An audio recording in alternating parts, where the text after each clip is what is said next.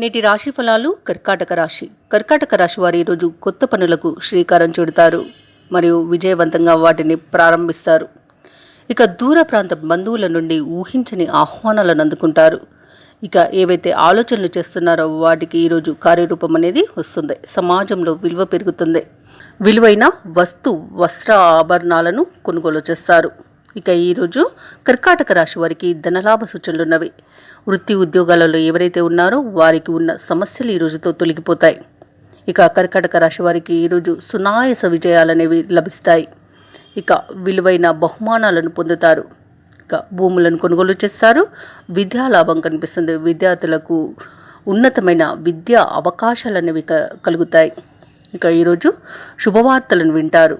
ఇక భూ క్రయ విక్రయాలలో అంటే రియాల్టర్స్ ఎవరైతే ఉన్నారో వారు ఆ వ్యాపారాలలో అధిక లాభాలను గడిస్తారు.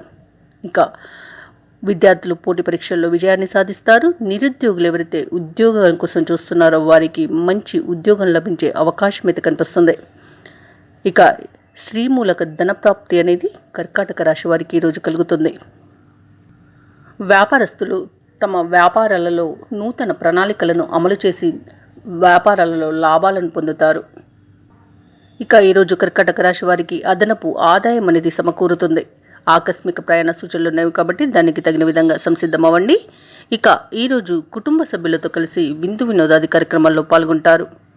ఇక ఈరోజు కర్కాటక రాశి వారు ఏవైతే ఆలోచనలు చేస్తున్నారో వాటిని అమలు చేసుకోగలుగుతారు.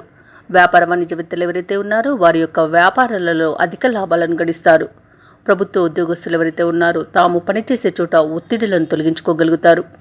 రాజకీయ రంగం వారు, వైద్య రంగాల వారికి ఈరోజు చికాకులు అనేవి తొలగిపోతాయి. ఇక విద్యార్థులకు తాము వేసుకున్న అంచనాలను చేరడం వలన మంచి శుభవార్తలను వింటారు. ఇక మహిళలకు ఈరోజు నిరాశ అనేది తొలగిపోతుంది. కుటుంబ సభ్యుల సహకారం అనేది లభిస్తుంది. దానితో ప్రతి పనిలోనూ విజయాన్ని అందిపుచ్చుకుంటారు. ఈరోజు కర్కాటక రాశి వారికి అదృష్ట రంగులు పసుపు మరియు కాఫీ. ప్రతికూలమైన రంగు తెలుపు. అలాగే అదృష్ట సంఖ్య 9. ఈరోజు కర్కాటక రాశి వారు సత్యనారాయణ స్వామిని పూజించడం వలన మంచి శుభ ఫలితాలను పొందుతారు. అలాగే పనులలో వచ్చే ఆటంకాలని తొలగించుకోగలుగుతారు.